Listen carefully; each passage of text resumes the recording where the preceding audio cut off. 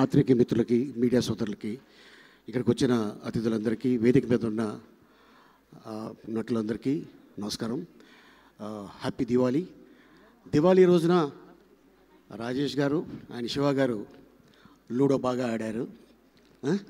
So మొత్తానికి ludo ఆడి సంపాదించుకున్నారు. And ఇది మంచి హిట్ ఇచ్చారు. అండ్ అలాగే కిరణ్ అబ్బవరం సినిమా తర్వాత మళ్ళీ ఇంత పెద్ద హిట్టు. అండ్ అలాగే ఈ సినిమాలో మా అన్న సాయి, అలాగే ఇంకొక అన్న నరేష్ గారు, వీళ్ళు కూడా దుమ్ము దులిపేశారు. సో ఇందాక రాజుగారు చెప్తున్నారు, ఎస్, ఎందుకంటే దాదాపు వీళ్ళిద్దరూ చైల్డ్ ఆర్టిస్ట్ కాడి నుంచి 50 years పూర్తి చేసుకున్నారు.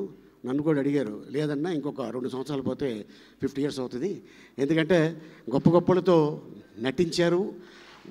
గొప్ప యాక్టర్ల ముందు వాళ్ళు ఆ రోజుల్లోనే సాయి కుమార్ అయితే ఎస్వి రంగారావు గారు ముందు కూర్చొని ఉండగా ఒక ఏకనయ అభిపాత్ర చేస్తున్నాడు తను. అండ్ అంతేకాకుండా ఈ సినిమాలో అండ్ నిర్మాతలకి, డైరెక్టర్కి, నాని ఫస్ట్ సినిమానే హిట్ కొట్టడం, ఎందుకంటే ఇది చాలా ఎనర్జీ వస్తుంది మనిషికి.